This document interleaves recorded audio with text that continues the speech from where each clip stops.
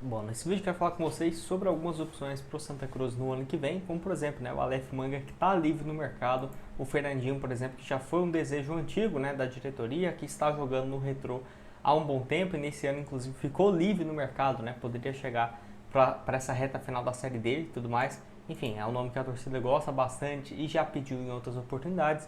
Além disso, um atacante que foi comprado por um valor bem alto, né, lá na Arábia Saudita, brasileiro, rescindiu seu contrato, está livre no mercado. É aquela coisa, né? Foi comprado por um valor alto, mas não quer dizer que seja um grande craque ou, por exemplo, só chegaria por esse valor, porque ele já rescindiu e está livre. É claro, teria mercado em alguns outros clubes aqui do Brasil, futebol europeu, mas enfim, quem sabe um bom projeto aí que o Santa Cruz não apresente para o jogador, não possa convencê-lo, né, a retornar ao país. Vou trazer aqui os detalhes. Só antes, aproveite para deixar seu like, se inscrever no nosso canal. Vou deixar aqui para vocês também outras sugestões de conteúdos para vocês aparecendo na tela final aqui do canal. Se você puder deixar seu like, se inscrever, certamente nos ajuda bastante a chegar aqui a esse objetivo, combinado? Então eu vou deixar aqui para vocês um pouco mais de informações sobre o Aleph Manga, o jogador que tem nessa atual temporada 31 jogos pelo Avaí e acabou rescindindo o seu contrato, né? O que acontece? Ele voltou a atuar depois daqueles problemas com casos de aposta e tudo mais, que ele foi envolvido no Curitiba no ano de 2023, né? Caramba, tem tempo já, 2 anos.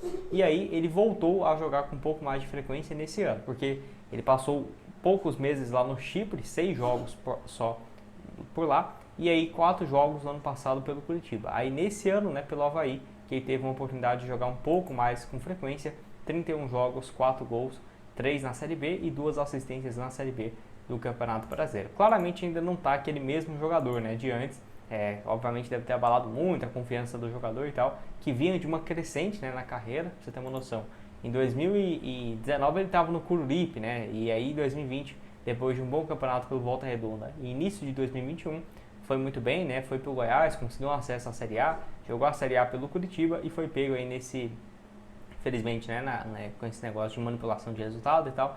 Ele tinha 13 gols em 25 partidas pelo Curitiba em 2023, então realmente uma pena. Mas acho que é um bom jogador, acho que ainda pode sim conseguir essa volta por cima. Lembrando, ele pode jogar tanto como um ponta esquerda quanto um centroavante, né? Ele tem feito essas duas funções. O melhor momento dele em 2023 está aqui, ó, naquele ano na Série A. Ele tinha em 10 jogos 4 gols e 3 assistências, então não tinha um pior momento para acontecer isso na carreira do jogador, realmente no auge, né? Em 2022, bom Brasileirão também, tá aqui para vocês. Naquela ocasião, né, na Série A, 35 jogos, 30 como titular, 9 gols e mais 5 assistências, além também da Série B, que disputou em 2021, no acesso aí pelo Goiás, também como ponta esquerda, 2024 e 2025.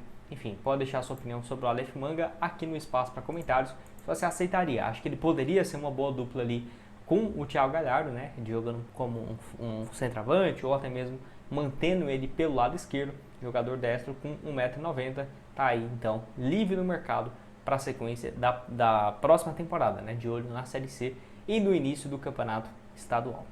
Quero falar aqui também sobre esse outro jogador livre, que é o Alan Souza, tá? Ele que é um jogador brasileiro, ponta também de velocidade, tem 28 anos de idade, né, e foi comprado por um valor de 1.300.000 euros, né, lá no futebol árabe, ou seja, um valor de quase 7, 8 milhões de reais para um atleta jogar a segunda divisão da Arábia. Você vê o tanto que os caras lá tinham dinheiro. Só que eu vi aqui, eu não consegui encontrar os números dele nesse primeiro clube que ele foi, que é o Al Ula FC. Eu não tenho os números aqui, ó, não sei porquê, não sei se esse clube estava na terceira divisão ou segunda, não sei. Só que aí nesse ano, né, de janeiro até em maio, ele jogou por uma equipe chamada Al Jubail, acho que é isso, 10 jogos e 1 gol naquela ocasião na segunda divisão, né, do futebol da Arábia Saudita. Só pegar uma água aqui. E aí o que acontece? Ele rescindiu seu contrato em julho, quando terminou a temporada lá na Arábia, não conseguiu acesso à sua equipe e ele está livre no mercado, jogador comprado por 8 milhões de reais, que vinha de uma fase muito boa lá realmente no futebol da Dinamarca, né? Em 2 clubes relevantes por lá, ele ficou de 2016 a 2023, então é bem conhecido lá na Dinamarca. Última temporada, 13 gols em 33 jogos, um desempenho muito bom. Antes dele sair também, ó, 7 jogos, beleza, só 1 gol, mas 5 assistências, né? Para um ponta é realmente o que importa.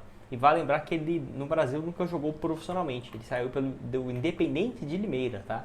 em 2014 e já foi jogar lá no Catar, depois realmente de Dinamarca, futebol belga e agora de novo na Arábia Saudita. Enfim, acho que é um bom jogador, seria uma boa para ele também um retorno aqui para o futebol brasileiro. Igual eu falei, ele estava acostumado, né, a jogar por essas outras equipes lá do futebol da Dinamarca, então eu nem ficaria surpreso se ele tivesse muito mercado, talvez, né, por lá ainda, porque tem muita moral, mas se ele estiver disposto a retornar ao Brasil, certamente um projeto interessante para ele, né, de médio e longo prazo, pode ser uma boa. Ponta esquerda, ponta direita, com números muito bons, se destaca bastante também pela questão de velocidade.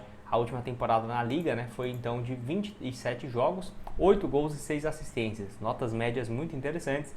Uma liga que não é muito comum ver brasileiros dando muito certo, não. Um ou outro, né? A cada 2, 3 anos aparece alguns. Nos últimos anos mais recentes, né? O Paulinho, o Charles, que está atualmente no Corinthians, Paulinho lateral esquerdo, o Alan Souza aqui também, mas já passaram alguns outros sem muito destaque, como por exemplo o Marrone no Midland. Uma liga difícil aí, bem competitiva também. Pode deixar a sua opinião aqui embaixo sobre o Alan Souza no espaço para comentários.